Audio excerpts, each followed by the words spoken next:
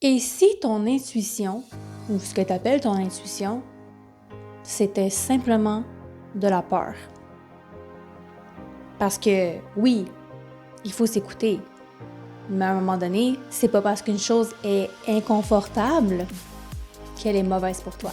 Depuis des années que je parle d'écoute de soi, je vous dis d'écouter votre corps, d'écouter votre cœur, d'écouter votre intuition, vos besoins, et je vais jamais arrêter d'en parler.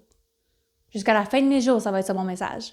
Mais aujourd'hui, j'ai envie d'amener une nuance extrêmement importante. Parce que je vois trop de gens rester coincés, rester bloqués, juste parce qu'ils veulent s'écouter.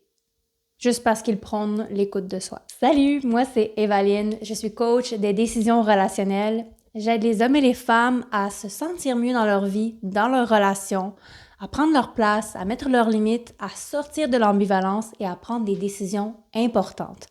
Alors, si c'est le genre de sujet qui t'intéresse, je t'invite à t'abonner à la chaîne et à activer la cloche de notification pour ne rien manquer et à aller voir dans la description de l'épisode pour mes offres. Et si tu es présentement devant une décision que tu repousses depuis longtemps, si tu sais qu'il y a un move qu'il faut que tu fasses, mais que tu te retiens, alors la séance de Decision a été conçue exactement pour ça. Je te laisse le lien dans la description de l'épisode. Revenons au sujet de l'épisode. Quand s'écouter devient une excuse pour ne plus avancer. Je vais commencer en t'expliquant, en te racontant l'histoire de mes poignets, ok? Parce que c'est vraiment un exemple concret qui permet de comprendre le point que je veux t'amener aujourd'hui, l'enseignement que je veux te partager, qui s'applique dans tes relations, qui s'applique dans ta vie en entier. Il y a 1 an et demi, je me suis blessée en yoga, en passant du chien tête en bas à la pince debout.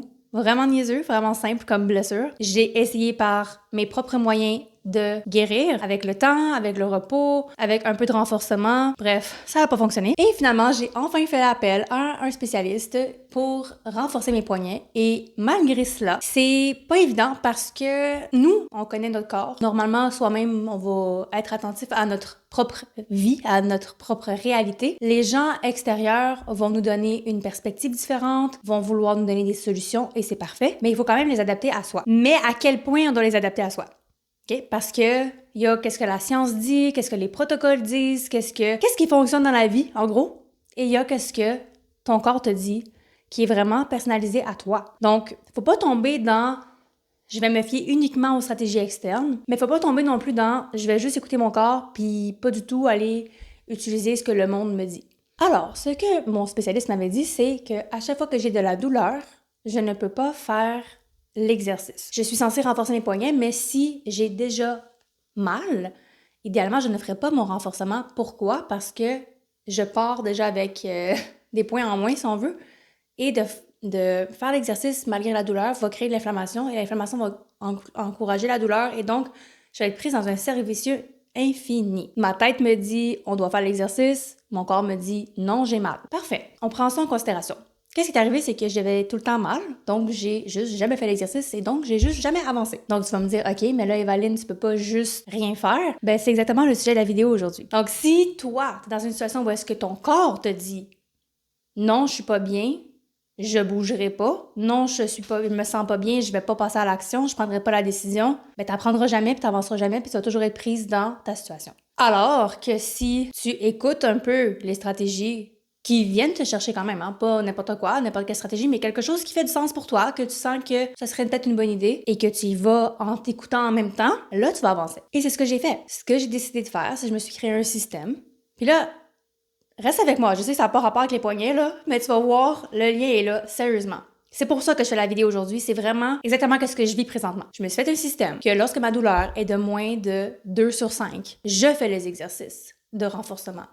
Je les adapte, je les fais légers. Qu'est-ce que j'ai observé qui se produit? C'est que la douleur augmente 36 heures après. C'est à tout coup, c'est comme ça. Ma douleur va augmenter 36 heures après, peut-être à 3, 3,5 sur 5. Et là, normalement, ce que j'aurais fait avant, c'est oh mon Dieu, signal d'alarme, on arrête tout, on bouge plus, on revient dans notre zone de confort, on revient à ce qui est familier, on revient à ce qu'on connaît, qui est la sécurité.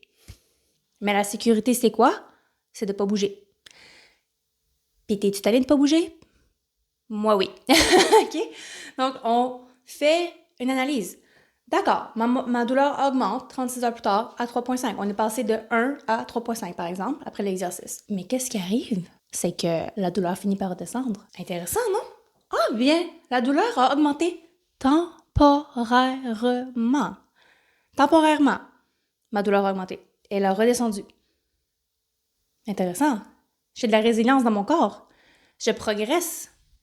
Je peux faire l'exercice malgré l'inconfort qui s'ensuit et je suis en train de bâtir la confiance que mon corps est capable de gérer finalement par la suite. C'est là que j'ai réalisé quelque chose. Beaucoup de gens font exactement la même chose dans leur vie. Ce qui m'amène à mon premier point d'enseignement aujourd'hui. Toutes les résistances ne sont pas des intuitions. Je pense qu'il y a beaucoup de gens qui confondent trois choses.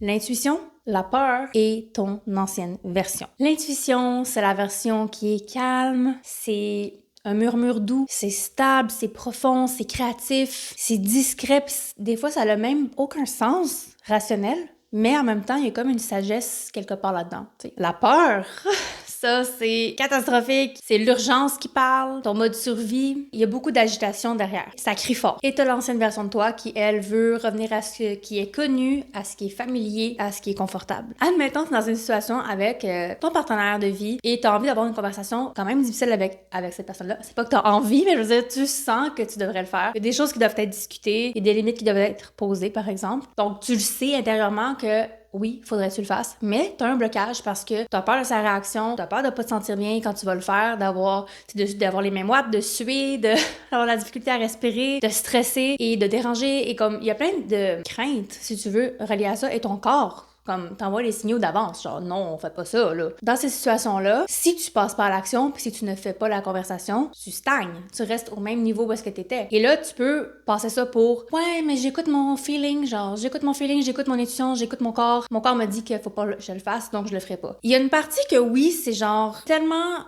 sain. Dans un côté, c'est tellement bien. Il n'y a pas assez de gens qui font ça. Il n'y a pas assez de gens qui s'écoutent de cette façon-là. Mais à quel point il faut que tu t'écoutes? Dans le sens que, est-ce que c'est vraiment que tu t'écoutes ton cœur? Parce que, tu revois l'épisode sur écouter son cœur. Il y a une différence entre écouter son cœur, ses désirs, et écouter la peur que ton corps t'envoie comme signal. Et c'est ce qui m'amène à parler de mon deuxième point. On doit vraiment développer notre capacité à tolérer l'inconfort. C'est littéralement une compétence qui peut se développer. J'aimerais vraiment que tu réalises que tu as un potentiel, que tu as une capacité, compétence qui se développe. Je me répète, là, mais je veux que tu comprennes ça vraiment fort. Tu as une compétence que tu peux développer pour tolérer l'inconfort temporaire de quand tu sors de ta zone de confort, de quand tu fais un move qui te fait peur, de quand tu prends une décision qui te challenge. Il y a un inconfort. On va se le dire, c'est réel. On va pas faire semblant que ça challenge pas ton système nerveux puis ton monde émotionnel puis toutes ces choses-là. C'est vrai. And so what?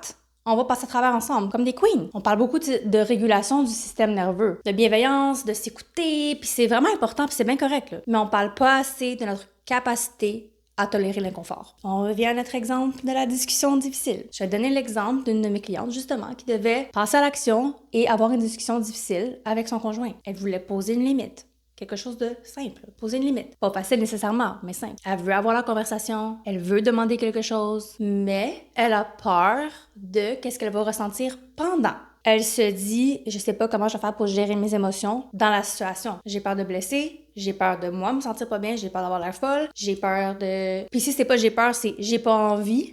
J'ai pas envie de vivre ça, j'ai pas envie de me mettre dans une situation awkward. J'ai pas envie. J'ai peur, j'ai pas envie, ça se ressemble, OK? Alors, qu'est-ce qui se passe, c'est que dans cette situation-là, elle fait rien. Mais pense-y, là. Alors que, puis c'est le genre de choses qu'on travaille en coaching, ça va être de préparer ton mindset, hein? Préparer ton mindset à ce qui s'en vient, aux possibilités qui pourraient en découler, sans nécessairement de tomber en suranalyse puis de vraiment de voir comme tous les scénarios possibles. Non, mais tu peux avoir un minimum de préparation. Tu peux te préparer aussi physiquement, dans le sens de aller prendre une marche, aller faire du yoga, tu faire quelque chose qui comme aide ton système à être plus calme avant l'événement difficile. Il y a des choses que tu peux faire pendant que tu es dans la situation pour te réguler, pour apaiser ton système, pour que tu montres à ton système que you got your back. Et après aussi, pour décharger le stress en trop. Ça existe de développer sa tolérance à l'inconfort. Puis je vais donner un de mes meilleurs exemples, c'est le yoga. On est dans la posture de la chaise. Si tu connais pas la posture de la chaise, va voir sur Google, va voir sur YouTube. Posture de la chaise. Challengeant, désagréable, inconfortable, name it. Okay? Mais on respire. On reste dans la posture et on respire. Et on reste concentré sur notre angle, notre alignement, peu importe, notre respiration. Et on finit par sortir de la chaise. OK, on reste pas dans la chaise pendant 60 minutes, on s'entend. C'est la même chose, le yoga, c'est tellement une belle approche, une belle philosophie de vie qu'on peut après ça utiliser dans notre vie hors tapis, que tout est temporaire. Et c'est d'apprendre à garder son calme dans des situations inconfortables qui nous fait grandir, qui nous fait être plus tolérants justement à l'inconfort. Je pense que je me répète là, mais l'idée, elle est là parce que j'ai réalisé que beaucoup de mes clients, c'est ce qu'ils vivent. Quand ils sont rendus à une situation où est-ce qu'ils doivent prendre leur place, mettre des limites, communiquer quelque chose avec leur partenaire, peu importe le genre de relation, il y a un inconfort réel. Et you can do it. Tu peux passer à travers. Tu es capable. Comment? Ça s'apprend. Okay? Tout s'apprend, tout se développe. Mais arrête de penser que quand ton corps te dit « Oh my God, non, on fait pas ça », que c'est ça la vérité. C'est simplement une peur que tu dois dompter. Okay? C'est comme si je te dis va contre le mur et fais la chaise contre le mur ou fais la planche sur les avant-bras au sol, par exemple. Mettons que tu dis que t'es plus capable, je te dis OK, encore 3 secondes, respire, puis que tu te mets en tête que c'est juste 3 secondes, tu vas y arriver parce que c'est le mental qui est plus fort que le corps. Oui, écoute ton corps, mais aussi ton mental est tellement fort que tu peux accomplir des choses incroyables. Regarde les biographies de gens sportifs et des athlètes, comment que c'est en se poussant. C'est pas nécessairement qu'ils vont pousser le corps à l'extrême. Il y en a que oui, on s'entend là. Je veux juste ramener l'idée que quand tu te mets en tête que t'es capable, you can do it. Et là, quand tu arrives à le faire, ben, tu bâtis ta confiance, puis c'est ça qui m'amène à mon 3e point. La confiance émotionnelle se bâtit exactement de la même façon qu'un muscle. C'est comme aller au gym. Tu vas pas développer ta musculature en restant dans ta zone de confort. Point numéro 3, la confiance vient après. Je suis tellement tannée d'entendre les gens dire « Ah, mais je suis pas prête. Ah, je vais le faire quand je vais me sentir prête. » Non, tu vas te sentir prête parce que tu vas l'avoir fait, parce que tu vas être passé à l'action, parce que tu vas avoir pris ta décision. Il suffit d'une décision. Il suffit que tu fasses le move une fois, même tout petit, juste pour bâtir ton système, pour apprendre à tolérer l'inconfort et en montrant ton système que « Hey, you know what, je suis pas morte. » Comme avec mon histoire de mon poignet, là, que la douleur augmente, puis finalement, elle redescend. « Oh, tiens, elle redescend, je reste pas en haut, poignée là, toute la vie. » Ou mettons « Hey, je vais avoir la conversation difficile avec mon partenaire. » On pense qu'on va mourir là. Je sais qu'on va pas mourir là, mais je veux dire, j'ai l'impression que les gens pensent qu'ils vont mourir. C'est l'ego qui a peur, le corps qui est chaud, puis le cœur palpite, puis il te monte dans la gorge, puis ça bat fort, puis c'est juste une émotion, c'est juste des sensations, c'est normal. Et ça me nuise avec le temps parce que tu développes ta capacité à tolérer l'inconfort. Et en faisant ça, en bâtissant cette capacité-là, ben, tu bâtis la confiance en toi. Tu bâtis la confiance que you can do it. Écoute, je vais donner un exemple. Quand j'ai commencé à mettre mes propres limites dans ma propre relation, c'est sûr, en partant, on va dire, j'étais assez en confiance avec le partenaire pour émettre ces limites-là. Parce qu'il y a peut-être eu d'autres partenaires par le passé que moins. Peut-être que...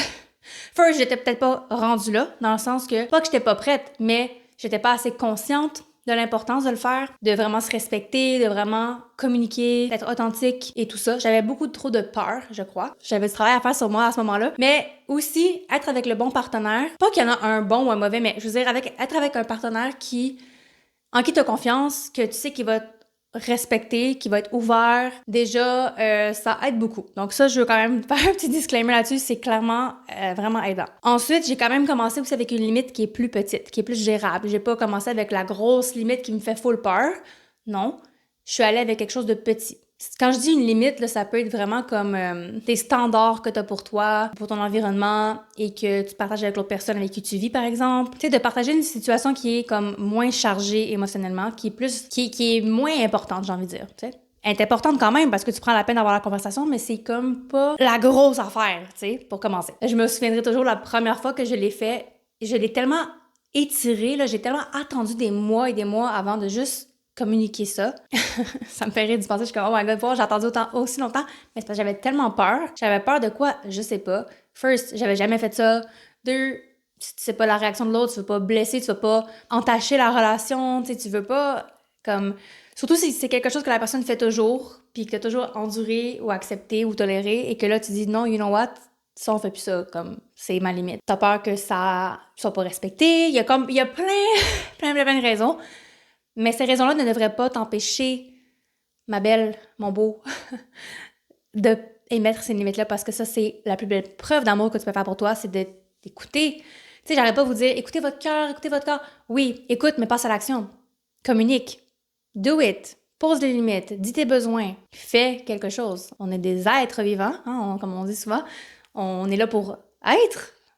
Mais c'est pas juste, on n'est pas des êtres spirituels. On a des mains, on a des bras, on a une bouche. On peut bouger, on peut communiquer, on peut poser des actions et c'est important d'équilibrer les énergies. On garde ça équilibré. Et quand que j'ai enfin posé ma limite et que j'ai communiqué avec la personne, hey, je me souviens, ma voix était toute serrée, ma gorge était toute serrée, j'avais chaud, puis mon cœur battait fort, puis j'étais tellement stressée, j'avais plein d'appréhension et tout. Finalement, bon, la personne était surprise, donc déjà, faut que tu deals avec la réaction de l'autre personne, mais j'étais tellement fière de moi, puis j'ai compris que j'étais pas en danger. J'ai appris, mon système, on dirait qu'il a comme fait « Ah, OK, fait qu'on est capable de poser des limites, on est capable de communiquer. » C'est bien reçu, surtout comme quand c'est bien fait. On s'entend que quand on pose des limites, on parle au jeu, on va pas nécessairement accuser l'autre ou quoi que ce soit. On va juste dire comment nous, on se sent. Écoute, moi, je me sens comme ça quand il arrive telle chose. Est-ce qu'on pourrait faire ça de telle manière à la place? Tu peux émettre une solution. Des fois, là, ça dépend des conséquences, c'est le mot que j'allais dire. Ça dépend de ta limite que tu vas imposer. Des fois, c'est vraiment juste léger, comme je disais. Tu sais, tu proposes une solution à la place, puis whatever. Mais des fois, la limite que tu vas imposer, elle est plus importante. Et c'est le genre de choses où est-ce que tu vas comme mettre une conséquence déjà, genre comme... Si tu respectes pas ça, c'est peut-être pas l'étape numéro 1, je dirais, mais je voulais juste le mentionner parce que je réalise en parlant que, ouais, ça peut arriver que des fois, il y a des limites qu'il faut qu'il y ait une conséquence derrière parce qu'on veut vraiment être pris au sérieux, mais il faut qu'on prenne ça au sérieux nous-mêmes. Donc, quand tu fais ce move-là, c'est que tu dois vraiment être prête toi aussi à garder cette limite-là. Donc, on commence doucement, OK, pour se réchauffer. Et c'est ça qui bâtit ta confiance puis qui fait en sorte que de plus en plus, tu es capable de mettre tes limites pour des choses plus petites, plus grosses, peu importe. Ça devient comme quasiment un entraînement, une seconde nature aussi, de poser des limites quand on a besoin. Puis peut-être même avec d'autres personnes, pas juste la personne de confiance, mais avec d'autres personnes, des gens de ta famille, des collègues, ci, ça. Et là, tu deviens une personne qui, wow, genre... C'est comme, j'ai vraiment développé ma capacité à tolérer l'inconfort de le faire. Je suis de plus en plus, je veux dire, à l'aise ou confortable ou même confiante de le faire plus souvent. Et tout commence par une décision de le faire, OK? Tu peux pas attendre que ton corps t'envoie les signaux. OK, let's do this! On est prête, on y va, on se lance dans la conversation, on se lance dans notre action, notre décision importante, de mettre nos limites, de prendre notre place. Non, ton corps va pas te le dire, OK? Il y aura toujours ton mental qui va dire « Ah, ouais, mais tu sais, c'est peut-être pas la bonne journée. Ah, l'autre, il est pas trop dans son assiette. Ah, ben tu sais, peut-être que non, on pourrait pas. » Non, tu peux pas attendre après ton état d'être pour être prête, OK? C'est une décision, je me répète, mais c'est tellement important, une décision que tu prends et que tu poses l'action, même si ton corps ne va pas bien. Oui, on s'écoute. Qu'est-ce qu'on écoute? On écoute ce désir de poser cette limite. On écoute son désir de vivre une vie qui est alignée avec soi. On écoute son désir de se respecter, d'être confortable. Mais pour être confortable, parfois, il faut être inconfortable. Il faut passer par cet inconfort-là. Puis c'est ça qui te fait évoluer. S'il y avait une chose que j'aimerais que tu retiennes aujourd'hui, c'est que toutes tes résistances ne sont pas des intuitions. Certaines là, de tes intuitions sont simplement le signe que tu es en train de sortir de ce qui est familier. Et tu n'as pas besoin d'avancer de façon spectaculaire. Okay? C'est pas obligé d'être une action là, grandiose qui sort de ta zone de confort à l'extrême. Tu as simplement besoin d'augmenter progressivement ta capacité à tolérer l'inconfort qui vient avec te choisir. Et si en ce moment, tu sais qu'une décision importante t'attend, et si tu sens qu'au fond, tu sais déjà la réponse, mais il y a comme quelque chose qui te bloque, je t'invite à découvrir The Decision, une séance stratégique pour sortir de l'ambivalence, reconnecter avec ta vérité et agir en cohérence avec toi-même. Le lien est dans la description. Je te dis à très bientôt pour un prochain épisode et prends soin de toi, écoute ton cœur, écoute-le, mais reste pas simplement dans l'écoute, avance en cohérence avec les messages qu'il t'envoie et tu vas voir, tu vas tellement te sentir plus aligné, tellement plus en paix et c'est tout ce qu'on veut au fond, hein? Se sentir épanoui, heureux, libre. Alors, go, go do it et on se reparle bientôt.